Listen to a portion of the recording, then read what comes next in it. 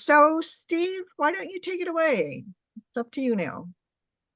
Okay, well, thank you for that introduction. Um, this presentation, the highlights of my field season, and really are the highlights because I saw so much, and what a year. It was just amazing.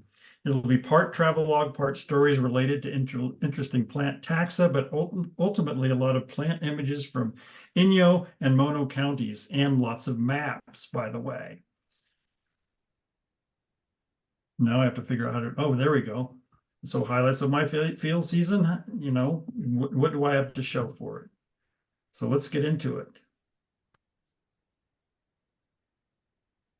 The season began rather inauspiciously in 2023, or should I say auspiciously, given the effect of 300% of normal precipitation given on any particular.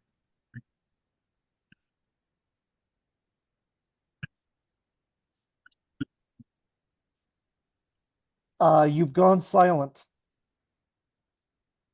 Sorry?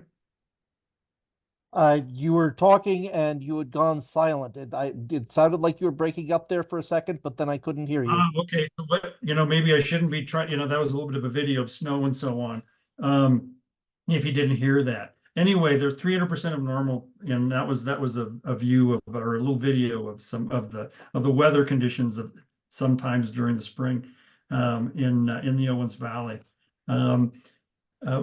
As the snow piled up in higher elevations, we watched the precip data roll in. This is sort of not the best image, but a page from the Los Angeles Department of Water and Power website. The red line near the top graph shows snow depth as of March 20th, and it kept going up. And this dashed black line is average for a snow year. And these are some values for different locations around the Owens Valley.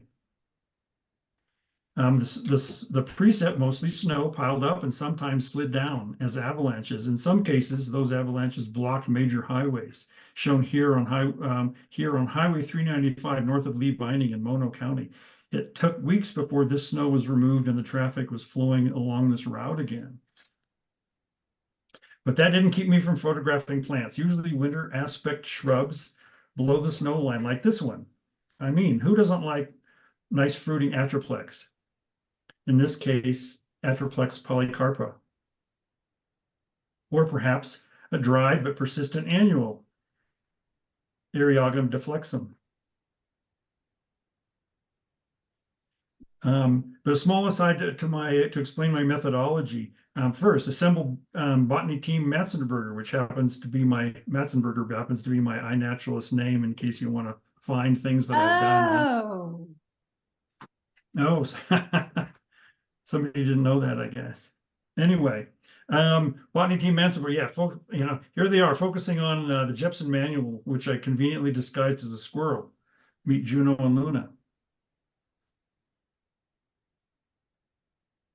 And I released them to the landscape, and they helped me track down rare plants. Well, actually, any plants and lizards and other things like that.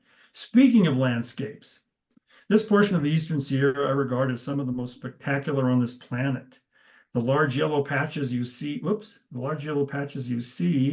here and here and here are Leptocini biglovii. And this is the town of Big Pine right here. A nice big big plug of marble in this location, and where this arrow is at the top happens to be Mount Jepson, named after Willis Lynn Jepson, and it's a peak that tops out at 13,390 feet.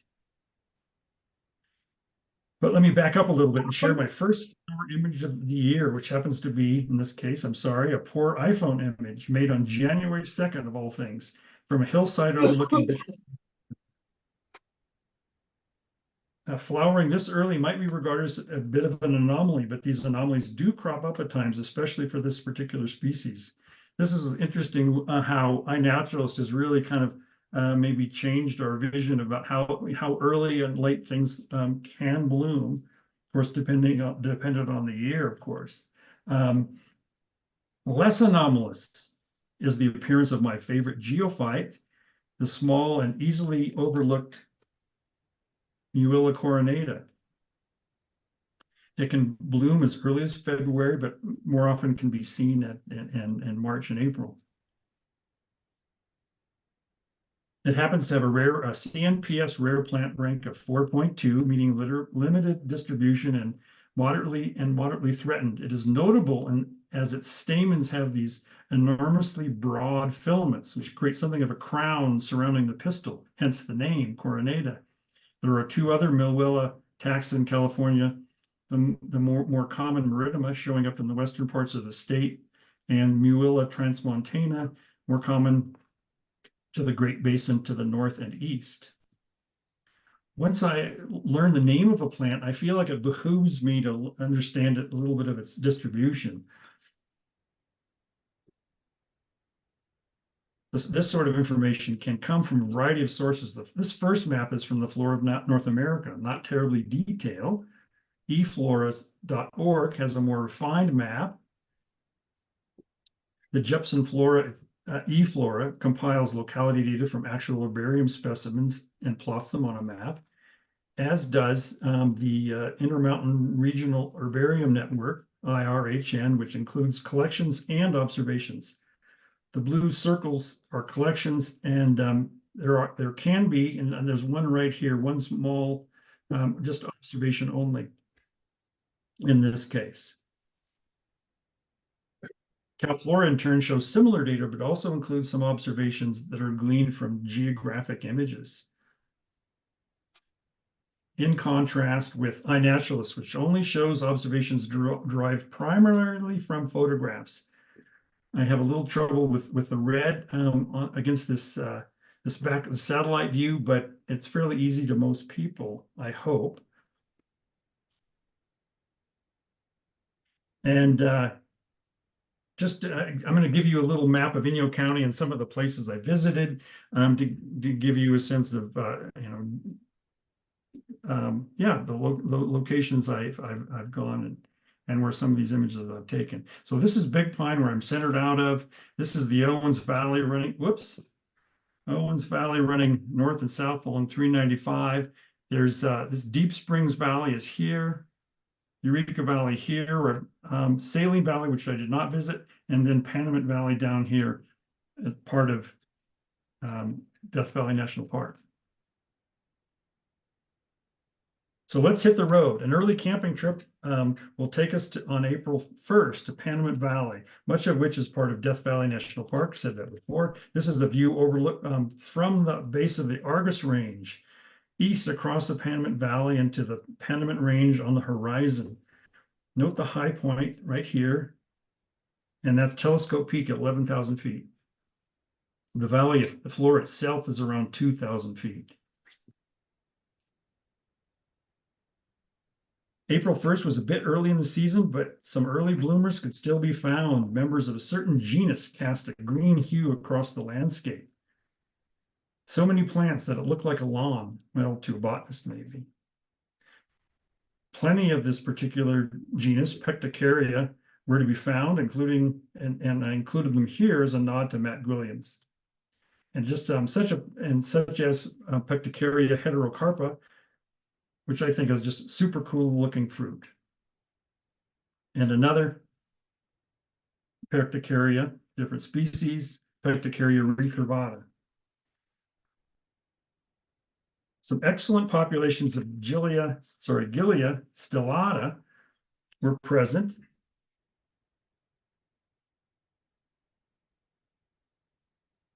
They exhibited a lot of glandular hairs and other specific hairs that with the telltale sharply bent character referenced in the keys. This image was photobombed by some Fuscuta up here in the corner. Some people might recognize that. A closer look at this flower. Stalked black glands on the calyx, check. Corolla with yellow throat with purple spots, check. Style slightly exerted, check. Just like the Jepson manual descriptions. It's nice when those characters align like that. As you all know, sometimes they don't, right? Finally, a nod to Ilana Angle, something from the Phlox family. She gave a talk on Linanthus a few months ago. This is Linanthus demissus. sometimes referred to as desert snow. Let's return to the Owens Valley and travel south a bit to the southern Inyo Mountains. Note the Sierra crest on the western horizon. Mount Whitney is in there somewhere. Right there. That's where Mount Whitney is.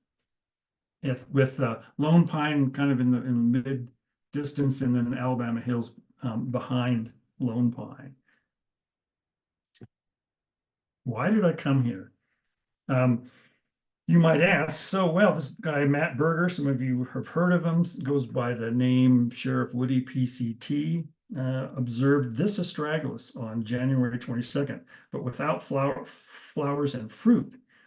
So he only identified it to genus. So that gave me an incentive to go visit this spot. So interesting thing about iNaturalist, when there's good locality data, you can go right to the spot where people find things. At this time, I returned to that spot and found this plant in full spectacular flower. This was Astragalus lanei, and a real beauty, I have to admit. I add here the IRHN distribution map showing this taxon's fairly wide distribution in the Mojave and into the Great Basin, and even sneaking into a bit into Arizona. Let's see, driving east. Let's see if I can get this to go. There it is, a video. Here we go. Driving east from the astragalus site, the valley floor was a carpet of Lepidium flavum. The method I used, hang your iPhone out the window and try not to drop it.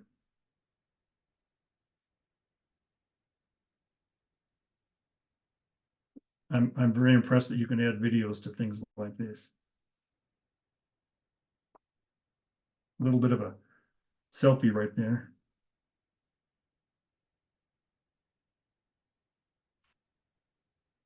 Okay, moving back north and east on April 14th takes us into Eureka Valley, known for Eureka Dunes, and it's much of it is part of Death Valley National Park now.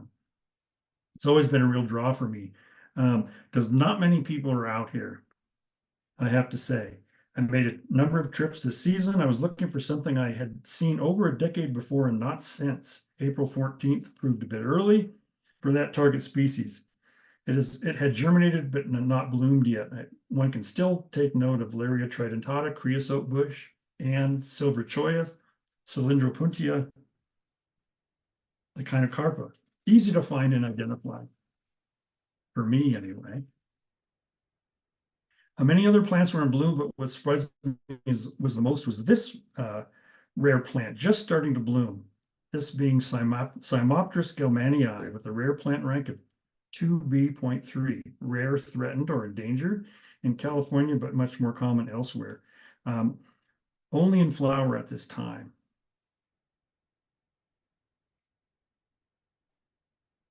And once again, another map.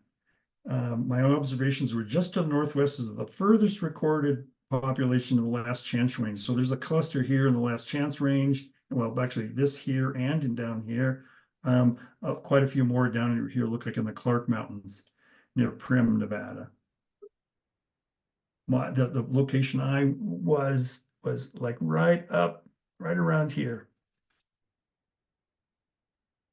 Returning to the Owens Valley, allow me to interject a couple of favorites of mine from this season. The first was a tiny annual. It only shows up well in wet years. Chilysmiella pterosperma. Formerly known as Enothera pterosperma in Munns or Camasonia pterosperma in the TJM1. And intermountain flora as well. This is its distribution. It's kind of funny. In a screenshot, I managed to get one of these little blue dots was an Andy Sanders collection. Another, let's see, a more substantial, robust perennial, Phacelia monoensis from the White Mountains just east of Bishop. A few close-ups of anthers and one big hairy stigma. Finally, its distribution in Mono and Inyo counties, mostly Inyo County, as it turns out. May 1st, saw me return to Eureka Valley for what I'm calling my target species of the year.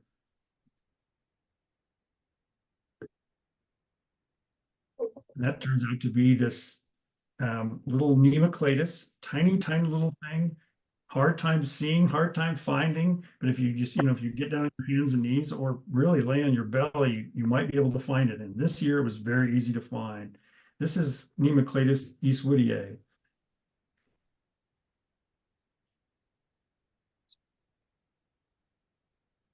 First described by Morin and Ayers in Madrono in 2020.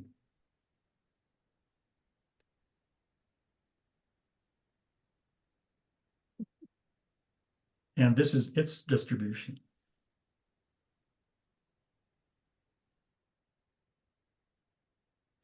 Morin and Ayers, I will now refer to them as Nancy and Tina, describe their other Nemoclatus taxa as well. One being Nemoclatus, in this case, Nemoclatus morfieldii. This was named after Jim Moorfield, who has been studying the flora of the White Mountains for decades. This was a picture I took of him in 2019, which was another good year. Slightly different map. This one from iNaturalist shows just observations of Nemoclatus morfieldii, most of which I believe are likely to be mine. There's another. Matson also described was Nemoclatus inyoensis, first observed in the Inyo Mountains in 2010 by myself and others during a CNPS field trip.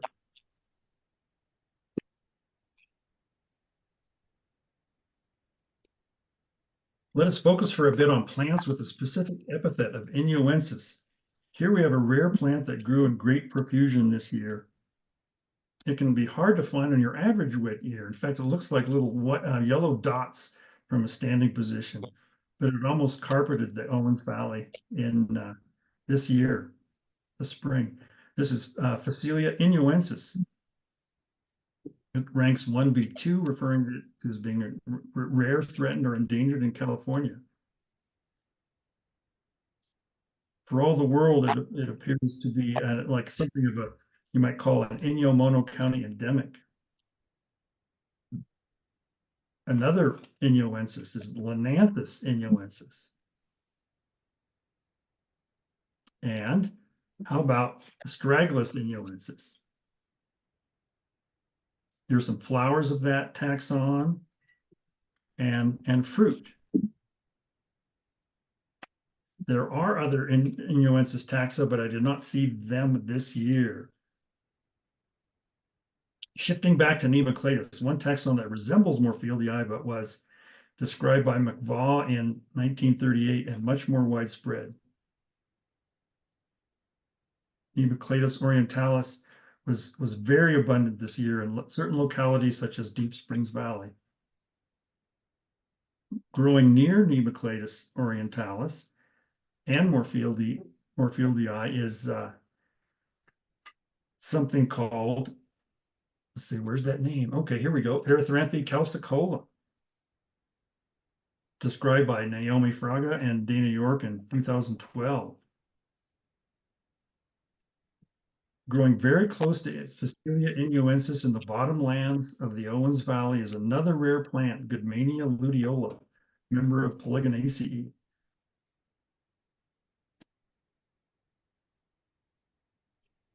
And that's its rare plant, right, 4.2.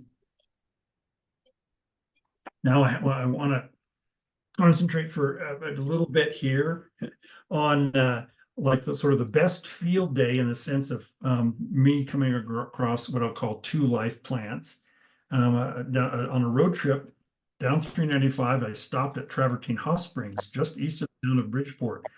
And this is the town of Bridgeport right here, with the Sierra in the distance, and threatening thunder showers on their way. I had been, two great finds. I'd been alerted by Ann Howell and Tim Messick of a new record for Mono County. What was it? This tiny lupin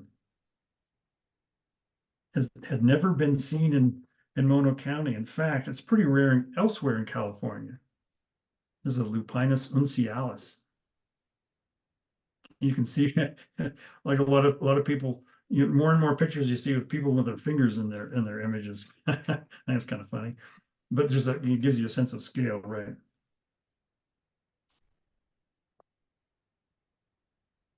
Yeah, so kudos to Ann and Tim for finding this. They gave me some great information, and I just managed to dodge and this is right down here is where in Mono County is where they found it. This little, I'm not sure what this stands for because I couldn't find any records of any other location in California. And this other locality data out here is in Nevada where it's more common. The second thing on the same day was in Long Valley, Mono County. Let's see. The second great find of June 12th came further down the road, like I said, in Long Valley near Mammoth Lakes, still in Mono County. I almost drove past the turn-on before remembering that Ann had given me some great locality data. Long Valley, with its great expanses of alkali wetlands, is home to Phacelia tetramera, a four-petaled Phacelia of all things. Once again, something fairly small. Didn't have to battle any thunderstorms, but except as some of the worst mosquitoes I've ever witnessed.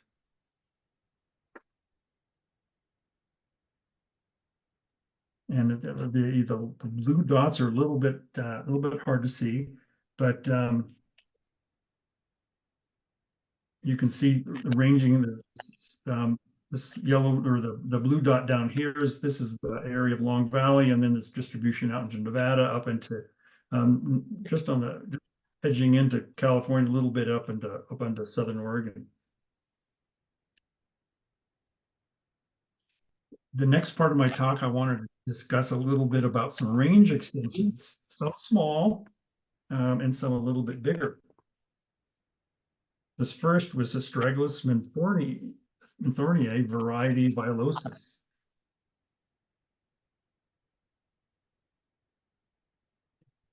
This was first described by Rupert Barnaby in 1950, with the type specimen collected by him and Ripley in 1944 along the Death Valley Road. This is right up here. And this is where the cluster, the biggest cluster is where the type locality is, with other specimens from further south and east. My images of that plant are fruit from June 26th on the location in the White Mountains. I posted an iNaturalist observation about 5 hours later. Subsequently, I'll say almost immediately, Jim Moorfield notices and that this is the first sighting of this plant in the White Mountains, suggesting that I return to collect a voucher. I try to help out. And this is some of his comments. Needs a voucher. Okay, I'll go. Anyway, we turned up to the salient location, a mile or so up a side canyon off of Westgard Pass Road. There we collected some specimens which are now deposited in the University of Nevada, Reno Herbarium. This was a range extension of maybe 10 to 15 miles from the northern Inyo Mountains. Second range extension was again prompted by another naturalist observation, not by me, but by Chloe and Trevor Van Loon, very prolific couple of iNaturalist observers. Once again, Jim Moorfield suggested that we visit the site to collect a voucher. In this case, it was this little tiny little white, or mostly white Phacelia. This is Phacelia barnabiana. California rare plant rank 2B.3. In this case, it was a 50-mile range extension north into the White Mountains from its closest known population in Inyo Mountains to the south. Finding this plant proved challenging as the population was small, as was the plant. And the last and largest range extension of the year was something I first encountered in 2013. And that's when the story starts. Let me locate you a little bit. You may be wondering where I made this location. It was located in southern Mono County, just north of Bishop and the Inyo and Mono County line at a region called Fish Slough. At a very precise location in Fish Slough called BLM Spring. I took a number of images at that time, but my images languished in my files until January of 2022, where I made an observation on iNaturalist. A number of people like Jim Warfield, Peter Zika, Ann Howell, and Barbara Wilson had made suggestions, but there was no firm conclusion. Let's jump forward a year. Matt Berger, this guy really gets around. He finds the same plant in Fish Slough in May of this year, suggesting it is the same thing I had found in 2013. So I finally got off my butt and returned to the spot. Notice Team Matson Berger there helping me out. And this muddy alkali flat surrounded by Ivesea, I think it's Kingii. And I took a lot more images and collected multiple vouchers. And with more, that's the great gives you a size of the plant, images of the spikelets. Also, I included here some images derived through a microscope. And I was happy to see 3 stigmas, and this makes King so much easier. Results: Jepson manual, Carex rigula comes up closest, but clearly not that.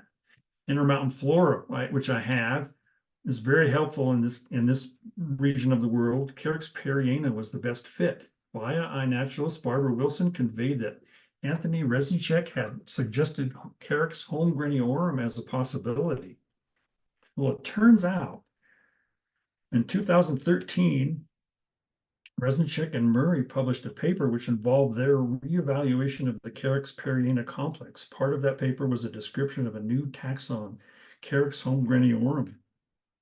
On sending specimens to Anthony Resnicek in Ann Arbor, Michigan, I received a very prompt and friendly response verifying my ID as Carex holmgreniorum. Turns out that this new plant, this is a new plant for California with 140 or 225 millimeter kilometer range extension from Central Monitor Valley Central Monitor Valley in Central Nevada. A noteworthy collection paper has been submitted to Madronio. And this is the closest this happened. Monitor Valley near a place called Diana's Punch Bowl, if that means anything to you. Turns out when I brought the specimens that I had not sent to others to Nevada, Jerry Team looked at it and says, yeah, that's Carex holmgreniorum. And he in fact has probably collected most of these collections out here in Nevada. Now that, closest verified, collection and so on. Now, I'm saying, how are we doing on time? Okay, so I was originally going to have that as my last slide. Now it's still early. Do people want to see more? I guess people have to turn. Absolutely, we do, Steve. Yes, Okay, more. Very much so, yes. That's why we're here. Okay. Okay, a couple other interesting things that I found. Not terribly rare. Actually, this is not considered a rare plant at all, but Astragalus sepultipes. It has a common name like the bishop. Let me find my notes here. Bishop milkvet, something like that. And the interesting thing about it is it's fairly narrow distribution along the sort of the base or near the base of the Sierra, or the east base of the Sierra in Inyo County. from Bishop down to the Lone Pine area. A really pretty astragalus. Although it's funny, I didn't recognize it because I hadn't seen it in years. And sometimes if you don't see things, you kind of forget about what they are. Let's dash back over to Deep Springs Valley for Calochortus kennedyi. It was doing very well this year. I'm very happy to see it. I took a group of friends from the CNPS chapter of Santa Clara Valley chapter of CNPS there this year. This happens.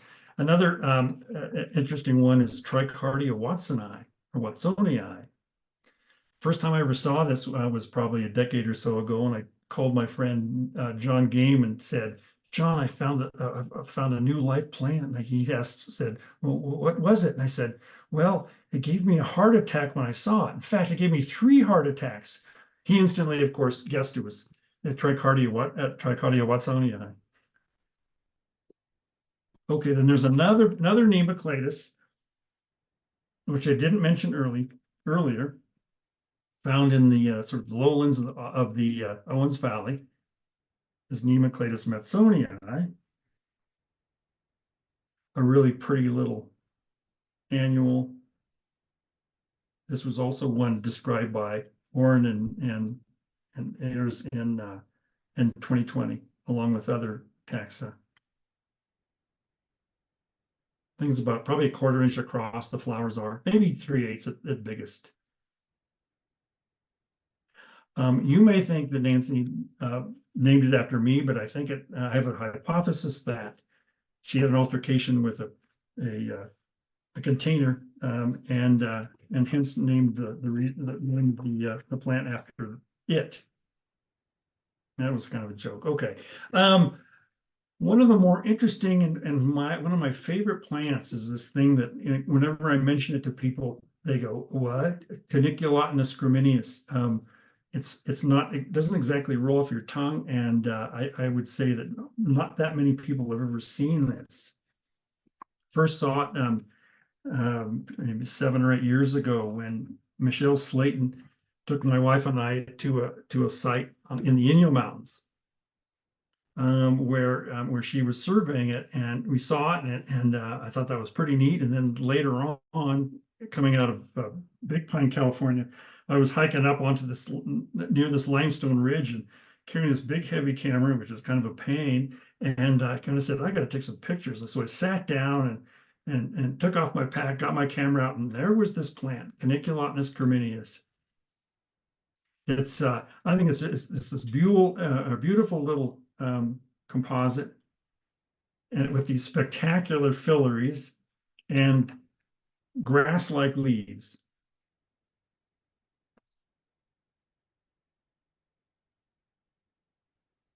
Okay,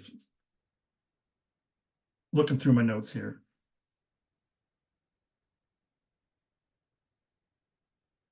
Yeah, I am kind of running out of things. Anyway, I drove up to this difficult location in the northern Inyo Mountains. Yes, it would be the northern Inyo Mountains. And it was kind of hard to get here. Not too many people drive here. I'm sure that I'm the first botanist to ever look at this location. A nice limestone outcrop, which I'd seen from a distance and also looked at from Google Earth. Kind of beat up my truck a little bit getting there, but it was well worth it. Who cares? You know, if you can see some good plants. But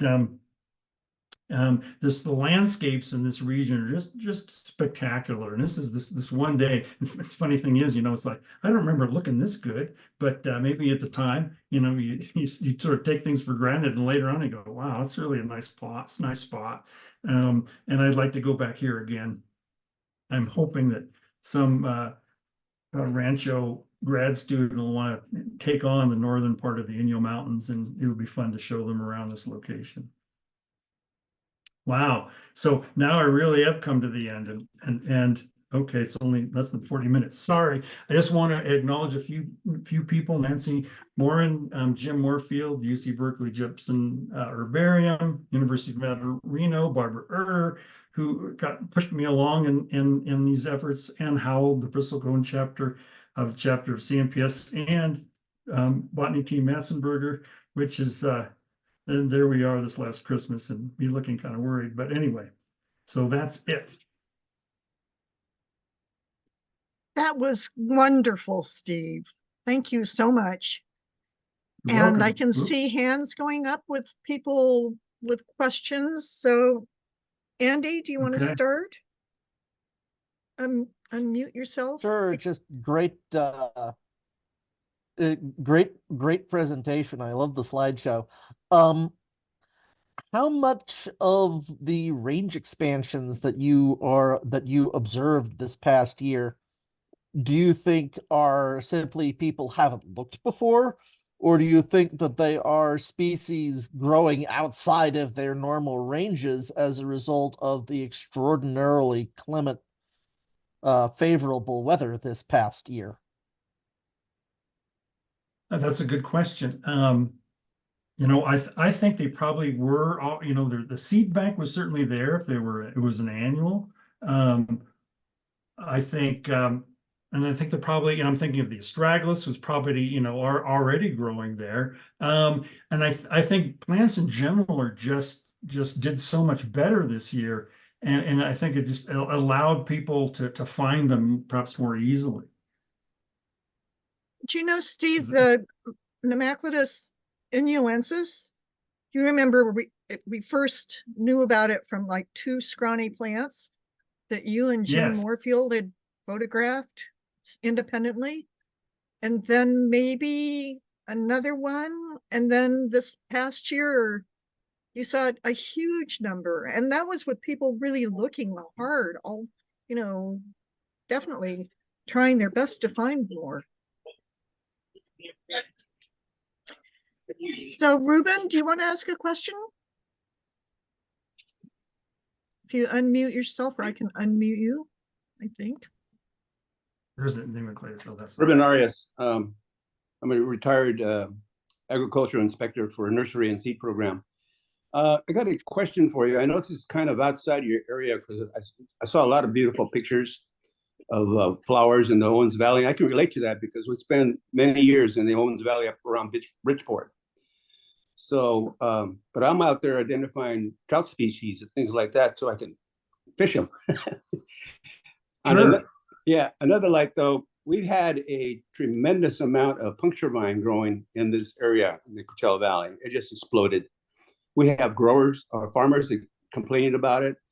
I'm sure the landscapers are running into it all the time, but we were looking, there's a stem and seed weevil that are used to keep that puncture vine under control, but that's been years ago, and we don't even know if that weevil or the weevils are still around.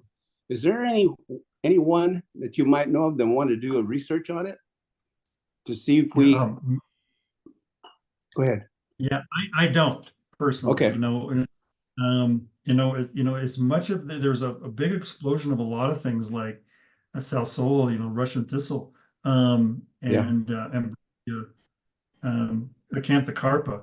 Like maybe more, there was more of that in terms of growth of those plants than there was, say, of the puncture vine. Well, yes, there were, but there's a lot. We haven't seen this amount of puncture vine in many years. I'm talking 30, 40 years ago. The weeds did really well too, this year. Okay. But really, who would be interested in researching that? Okay, well, keep me in mind if you do. Thank you. Okay, you're welcome, Ruben.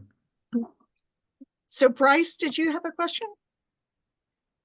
Yeah. Just want to say, Steve, excellent presentation. The photos are fantastic. What a lovely year. And I wanted to ask a little bit about your photography setup that you use for some of this macro photography, your kind of preferred lens setup and your system that you use to achieve such excellent photographs. Well, a lot of, actually, some of the better pictures, I have a Canon DSLR. What is it? It's Mark, see, 5D Mark IV, I guess. I got one of the reasons I got it has a GPS chip in it. And it really helps in remember, so for helping me remember where I was and for making observations. Makes it very easy. I have a 100mm macro lens with a ring flash. I think it's a bit more expensive and heavy and awkward than you really need. There are a lot of it's interesting. A lot of YouTube videos now that where I'm telling you, was it Michael Widdell? Is his name? He, showing some sort of modestly priced camera setups for doing macro photography for plants and insects. That may be far more reasonable. Then, a lot of the images I took actually were with my iPhone. I'm starting to leave the big camera at home a lot because it's kind of a pain, and just having the old phone in the pocket. I can get sort of decent results, sort of decent enough for, say, for iNaturalist. Maybe not the best for doing any kind of more serious taxonomic study. If you want to get some details you might not capture otherwise, but it's so yeah. I have just an iPhone 13 Pro has a good macro lens. A lot of people use clip-on lenses on some of their older phones, and so that sort of explains like what I carry. But I'm not sure if I can really recommend anything else in particular. I sort of I have just a small amount of equipment. It works for me, and so I just keep using it. So Thank you very Mark much, Steve. asks what you're planning for the upcoming field season, and can he come? Wow, you sort of take it as it comes.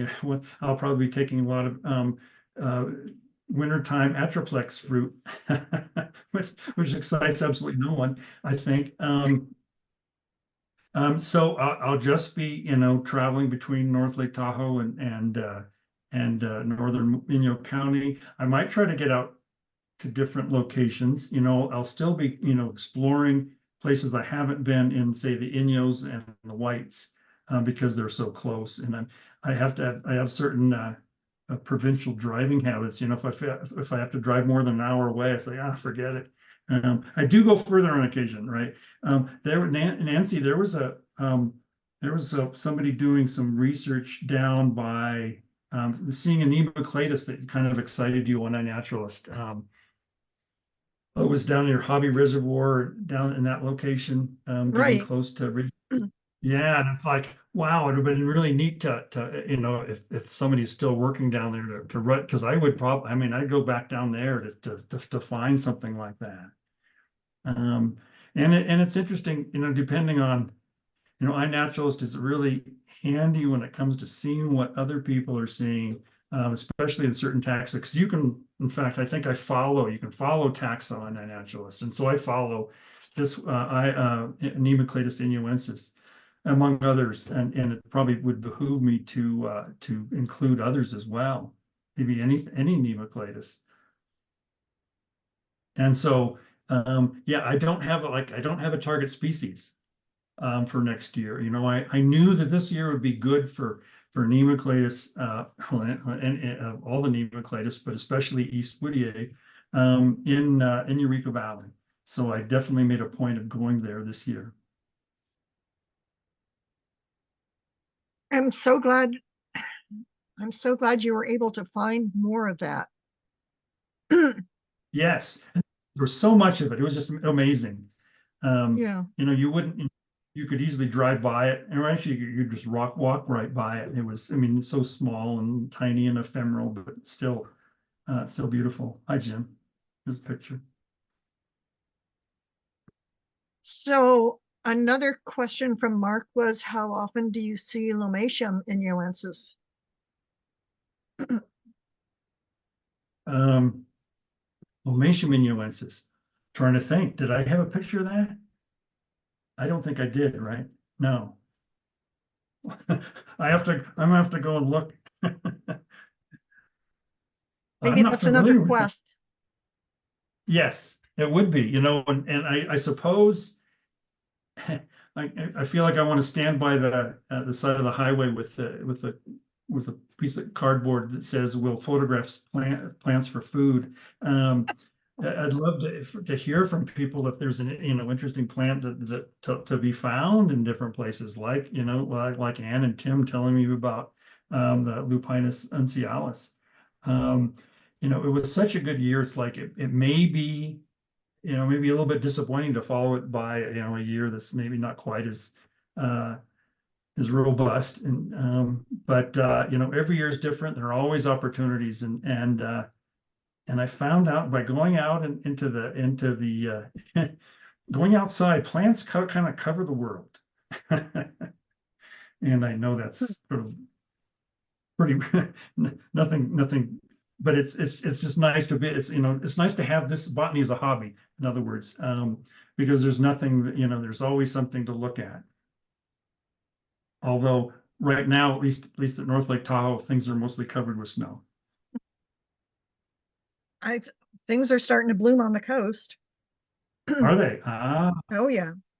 So it's a little hard to follow the chat for me, and I'm not sure I'm seeing people's hands. If you have a question or want to make a comment, please feel free to unmute yourself. Barry Carr here. I just wanted to thank Matt for the presentation. Enjoyed it very much, and I've been using your great images for the last nearly 20 years to help me identify plants here in Oregon that I've been chasing. So thanks again, Matt. that's great. Steve, that's a compliment from one of the best botanical photographers in the world. Ah, wow. Wow. Jerry Carr's photographs are just stunning. So Hey, it's think just a high fun thing praise to do indeed. for me. Yeah. Is there anything happening in Mazurka Canyon? I mean, botanically, or Yes, of course, botanically. okay. It's one of my favorite Absolutely. places.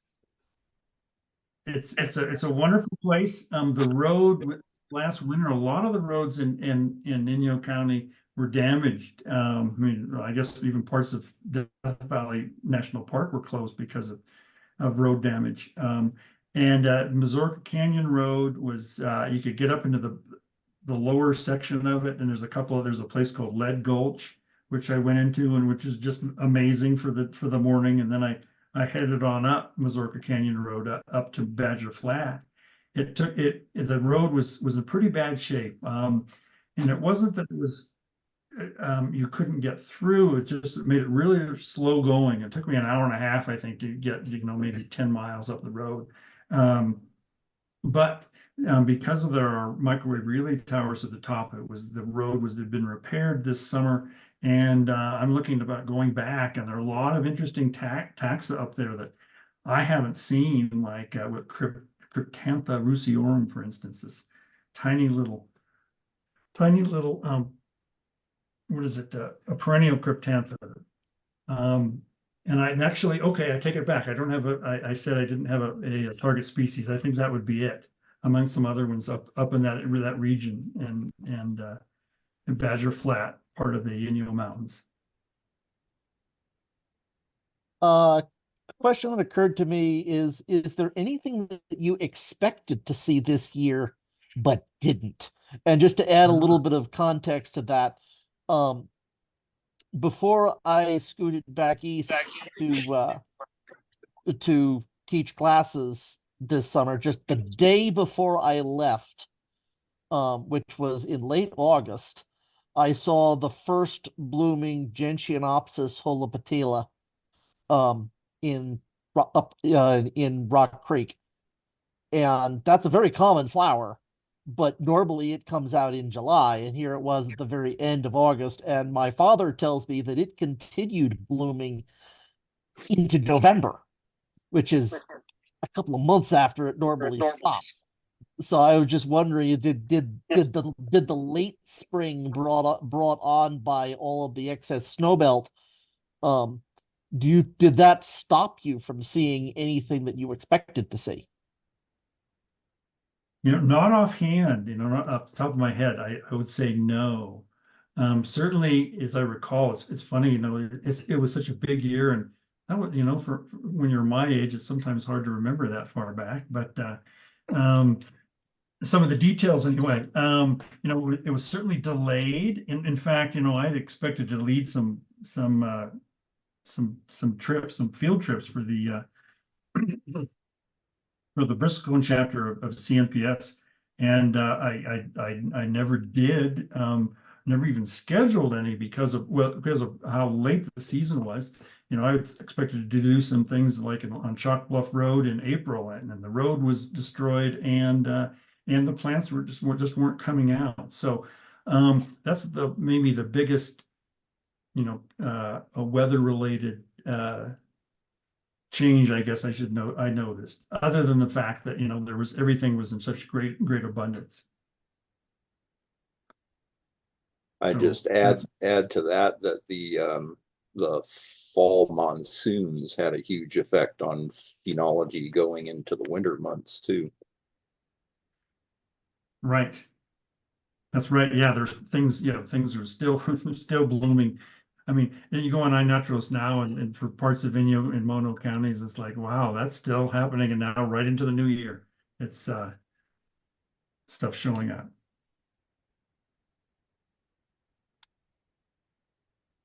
Okay. All right. Maybe Thank you so much. This was, Andy's got another question. Are you waving or saying you want to say Just something? waving. Okay, waving goodbye. Remember to join us again next month to hear Susan Fawcett talk.